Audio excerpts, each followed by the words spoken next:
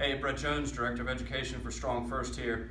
You just watched 2 get-ups with presses at each step. One of them with a press at this half-kneeling windmill position, where we're pulling the bell down, keeping that forearm vertical, and pressing back up. This is a unique pressing variation. It requires good thoracic scapular control, the motion at the glenoid, motor control. There's a lot going on in that press. So don't go further down than you can. Don't move into pain. This press at the windmill is not for everyone. Do not do this press if it does not feel good. If it doesn't feel good, find an SFG to work with.